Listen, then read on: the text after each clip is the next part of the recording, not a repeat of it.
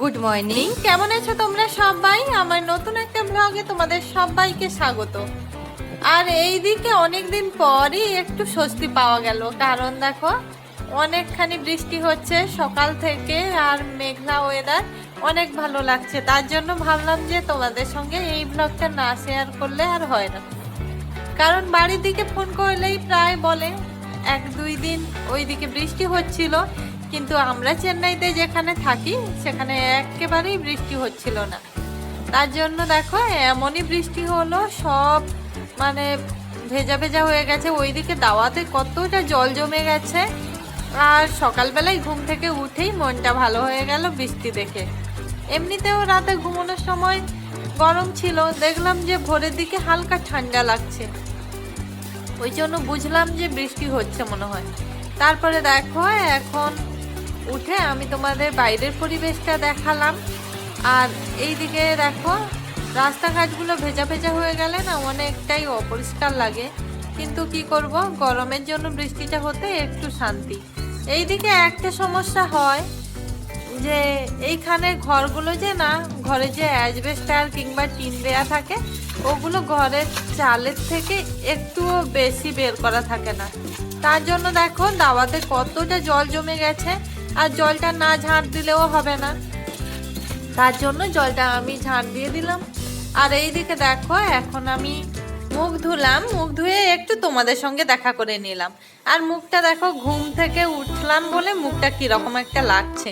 তো যাই হোক, অনেকদিনই ক্যামেরার সামনে আসা হয়নি, বলতে অনেকদিন ব্লগ দেওয়া হয়নি, তাই ভাবলাম একটুখানি সুযোগ বুঝে একটু একটু ভিডিও করে রাখি আর তোমাদের সঙ্গে শেয়ার করি।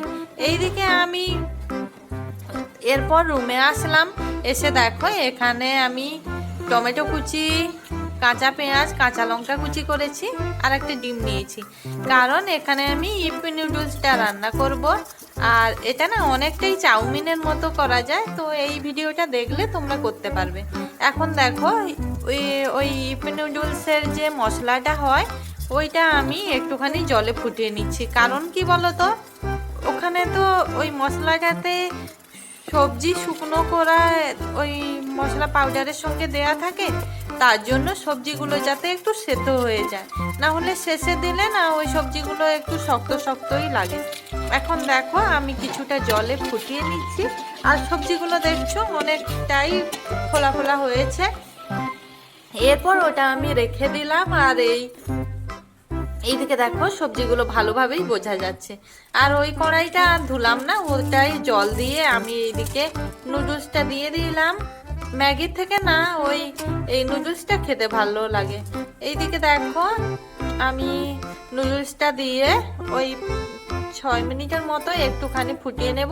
আর অল্প একটু সাদা তেল দিলাম, কারণ কি বলতো, ওই নুডলসগুলো যাতে গায়ে গায়ে না লেগে যায়, ওই জন্য সাদা তেলটা দিলাম। আর এখন দেখো নুডলসটা আমার সেদ্ধ হয়ে গেছে, এখন আমি ওইটাতে ছেঁকেও নিলাম। আর কড়াইতে অল্প একটু সাদা তেল দিলাম, কারণ ওই যে ডিম আছে, টমেটো কুচি, পেঁয়াজ কুচি আর কাঁচা লঙ্কা কুচি, অল্প একটু লবণ, ওটা দিয়ে ভালোভাবে ভেজে নিচ্ছি। এইদিকে দেখো ওটা ভাজা হতে থাক, আমি তোমাদের তারপরে দেখিয়ে দিচ্ছি কি কি করি। এইদিকে ওটা ভালোভাবে ভাজা হয়ে যেতে আমি এখন নুডলসটা তুলে দিলাম সেদ্ধ করে রাখা। এখন দেখো ভালোভাবে নেড়ে নেব। এরপরে ওই যে মশলাটা আমি সেদ্ধ করে রাখছিলাম ওইটা আমি দিয়ে দিচ্ছি। তো এইভাবে একবার তোমরা রান্না করে দেখো, অনেক ভালো লাগবে। তবে আমার কাছে না আজকে ওই গাজর কিংবা শসা এইসব কিছু নেই গো, যাই ছিল তাই দিয়ে বানালাম, আর সেটাই তোমাদের সঙ্গে শেয়ার করলাম। এই দেখে দেখো একেবারে চাউমিনের মতোই দেখতে হয়েছে নুডলসটা। তো এখন আমি নাবিয়ে ফেলবো। নাবিয়ে ফেলে কি কি দিচ্ছি দেখো, এখানে আমি দিয়ে দিচ্ছি একটুখানি ওপর দিয়ে পেঁয়াজ কুচি দিয়ে দিলাম, দেখতে সুন্দরের জন্য, কারণ শসা আর গাজর তো নেই বললাম। তারপরে দিলাম আমি টমেটো সস, এরপর আমি দিয়ে দিলাম ওই গ্রিন চিলি সসটা। তারপরে এখন আমরা খেয়ে নেব। তো বর ওইদিকে একটু বাইরের দিকে আছে, তাই আমি একটু ভিডিওটা করতে পারলাম। এখন যাই চলো, বৃষ্টি হচ্ছে তো রেমোর কি অবস্থা সেটাই আমি দেখবো, কিন্তু রেমো তো এখানে বাঁধা থাকে, কোথায় রেখেছে আঙ্কেল ওকে। তো আঙ্কেলদের দরজাতে দেখলাম তালা দেওয়া, তাহলে রেমো কোথায় আছে। রেমোকে তো কোথাও দেখছি না, ওইদিকে আছে কিনা দেখি, চলো ওই সামনের দিকে, ওই তো ওখানেই রেমো বসে আছে।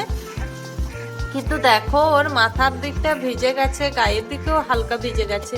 ওর আসলে অনেকটাই কষ্ট হয়, আঙ্কেলরা ওকে খুব একটা যত্ন নেয় না। কিরকম হয়েছে দেখো। বর ভাবছিল ওকে আমাদের বাড়ি যাওয়ার সময় নিয়ে যাবে, কিন্তু তোমরাই বলো ট্রেনে যেতে তো এতটা রাস্তা, অনেকটাই সমস্যা হবে, তাই জন্য ওকে আর বাড়ি নিয়ে যাওয়া হবে না। ওইদিকে আমার দিদিরাও বলছিল যে ওকে নিয়ে যাওয়ার জন্য, কিন্তু আর নিয়ে যাওয়া হলো না। ওইদিকে দেখো এই রুমটা না আঙ্কেলদের কেউ ভাড়াতেও নেয়নি, আঙ্কেলদের কোনো জিনিসও নেই। তা পারতো রেমোকে ওইখানে বেঁধে রাখতে, কিন্তু বাইরেই বেঁধে রেখেছে, কি আর করা যাবে।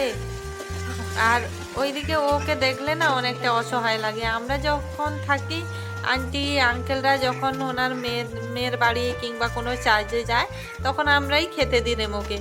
আর ও না অনেকটাই কথা শুনে, অনেক ভালো গো। তবে বাড়ি যাওয়ার সময় ওকে ছেড়ে যেতে অনেকটাই কষ্ট হবে, কি করব, এতটা রাস্তা। আমি এমনি জার্নিতে অনেক অসুস্থ হয়ে যাই, ওই জন্য রেমোকে আর নিয়ে যাওয়া সম্ভব হবে না। তবে আমার দিদিরা বারবার বলছে যে ওকে নিয়ে যাওয়ার জন্য, কিন্তু কিছু উপায় নেই। এখন যাই চলো ছাদে। তো ছাদে যাওয়ার পর দাওয়াতে দেখলাম যে আবারও অনেকটাই জল হয়ে গেছে। আমি পলিথিন একটা ওইদিকে দিয়ে রাখছিলাম, তবুও দেখো কতটা জল জমেছে আবার। মানে এইদিকে বারান্দাতে আসতেই তো হয়, বারান্দাতে রান্নার জন্য জল আনতে আসতে হয়, থালা বাসন ধোয়ার জন্য আসতে হয়। যাই হোক, ওইগুলো পরিষ্কার করে এখন আমি সবশেষে চান শেষ করলাম। চান শেষ করার পর এখন বাইরের দিকটা দেখিয়ে দিচ্ছি, দেখো এখনো বৃষ্টি হচ্ছে, সেই সকাল থেকে বৃষ্টি হয়েই যাচ্ছে। আর আজকে খাওয়া হবে অনেক দিন পর বিরিয়ানি। তো বর ওইদিকে চানে গেছে, সেই ফাঁকেই আমি একটুখানি ভিডিও করে নিলাম। যারা আমার রেগুলার ভিডিও দেখো তোমরা তো জানোই, বর আমাকে বারণ করে ভিডিও করার জন্য। একটুখানি লুকিয়ে লুকিয়ে আজকে ভিডিওটা করলাম অনেকটাই। এইদিকে দেখো এখন বাজারে যাব, বেরিয়ে পড়েছি। আর এইদিকে রাস্তাতে না মানে বর্ষাকালটায় বেরোতে একটু কীরকম লাগে, কারণ প্রায় বেশিরভাগ বাড়িতেই তো কুকুর আছে, আর ওদের ছেড়ে দিলে ওই রাস্তাতেই পটি করে, তার জন্য একটু কিরম লাগে। এইদিকে দেখো এখন কথা বলতে বলতে একেবারে রোডের কাছেই চলে আসলাম। অনেকদিন ব্লগ দেইনি তো, তার জন্য একটু কিরম লাগছে যেন আমার, মানে মনে হচ্ছে কিরকম দেব, কি ভিডিও করব, ওই রকমই মনে হচ্ছে। কয়েকদিনই দেইনি, তার মধ্যেই এরকম লাগছে। যাই হোক, বাড়ি যাওয়ার সময় আমি তোমাদের ব্লগটা শেয়ার করব। কিন্তু দেখো কবে থেকে বাড়ি যাব বলছি, আসলে একটা সমস্যার কারণে, ওই কোম্পানির কিছু সমস্যার কারণে এখনো আমাদের বাড়িটা যাওয়া হয়নি। তা দেখো এখন বাস মানে স্ট্যান্ডে দাঁড়িয়ে আছি, বাস তো ধরবো না, ওই অটো করেই যাব।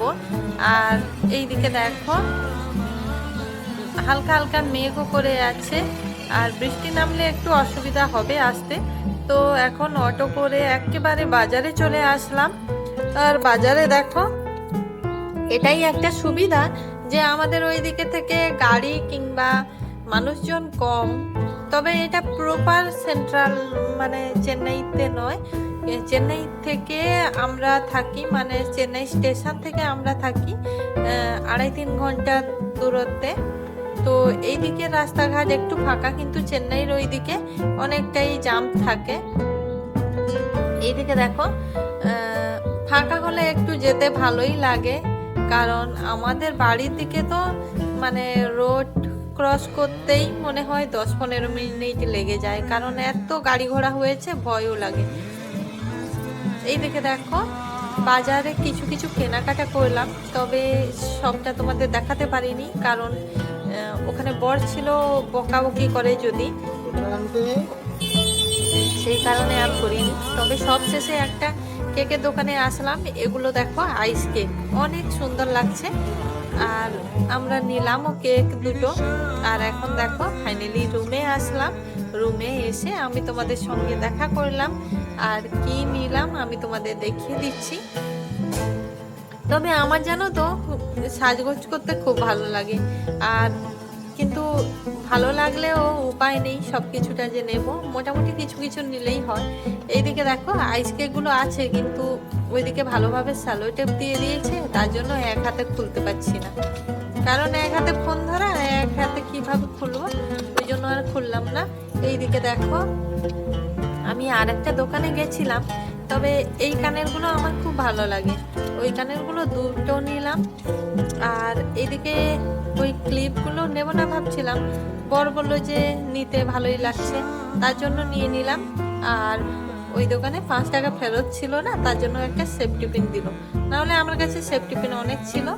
আর এইদিকে হলো এক সমস্যা, এটা হলো এসেই দেরি হয়ে গেছে বাজার থেকে আসতে, তারপরেই ঘুগনি করছিলাম রাতে খাওয়ার জন্য, বর্ষা হয়েছে, তার জন্য ভাবলাম যে একটু ঘুগনি বানাই।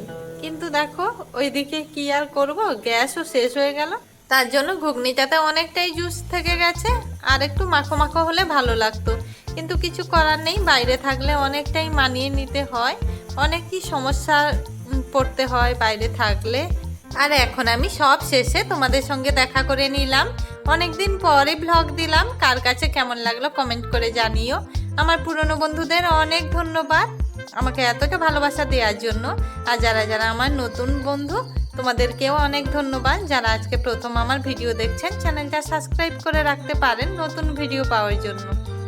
সবাইকে অনেক ধন্যবাদ পুরো ভিডিও দেখার জন্য, সবাই ভালো থেকো, সুস্থ থেকো, সবাইকে শুভরাত্রি।